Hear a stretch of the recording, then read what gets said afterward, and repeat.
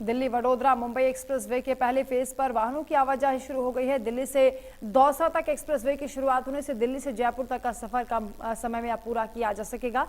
Ground zero से खास report आप देखिए।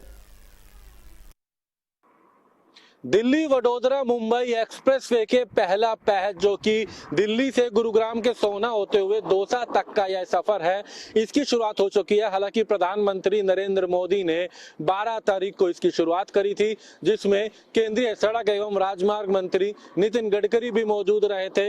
लेकिन आज से 15 तारीख से अगर बात करें तो इस एक्सप्रेसवे के पहले पैच की शुरुआत की गई है।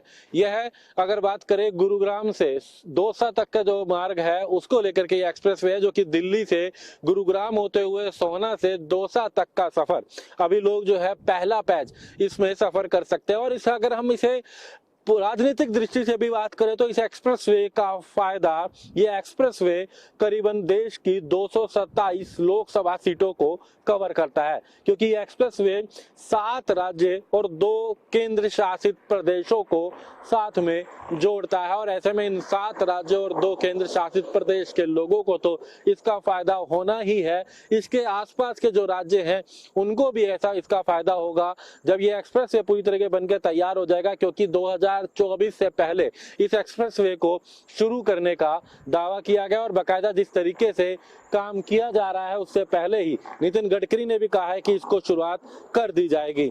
और ऐसे में बात करें देश की 227 लोकसभा सीटों की अगर बात करें तो इसकी अगर बात करें ये कहीं ना कहीं उनको कवर करता है। हम इन दो अगर बात करें जिस तरीके से इसमें हरियाणा, क्योंकि हम इस वक्त हरियाणा में मौजूद हैं, हरियाणा के सोहना में, क्योंकि जब ये दिल्ली से राजीव चौक गुरुग्राम होते हुए सोहना से जब इस एक्सप्रेसवे पे चढ़ेंगे तो बाकायदा ऐसी 2 लोकसभा सीटें हैं, जिसमें एक तरफ तो अगर बात की जाए गुरुग्राम लोकसभा सीट जिसका गुरुग्राम सोहना, उसके बाद नूंह और फिरोजपुर झिरका आता है, और इसके अलावा फरीदाबाद लोकसभा सीट जिसमें पलवल का क्षेत्र आता है, फरीदाबाद को टच करता है। हरियाणा की भी 2 लोकसभा सीटों से होकर के जाता है। तकरीबन 129 किलोमीटर हरियाणा के अंदर इसका क्षेत्र आता है। हालांकि इसके साथ साथ दिल्ली, उत्तर प्रदेश, राजस्थान, बाकायदा मध्य प्रदेश, कई राज्यों को इसका फायदा होना है। लेकिन हरियाणा की भी 2 ऐसी लोकसभा सीटें हैं जिससे ये एक्सप्रेसवे होकर जाता है। और एक सुहाना सफर जो कि देश की राजधानी दिल्ली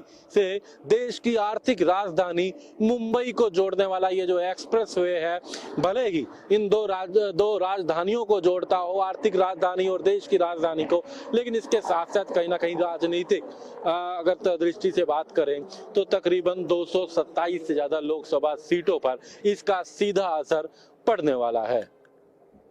दिल्ली वडोदरा मुंबई एक्सप्रेसवे से कैमरामैन दिनेश के साथ दीपक शर्मा, इंडिया न्यूज। इन खबरों के साथ फिलहाल इस बुलेटिन में इतना ही। नमस्कार।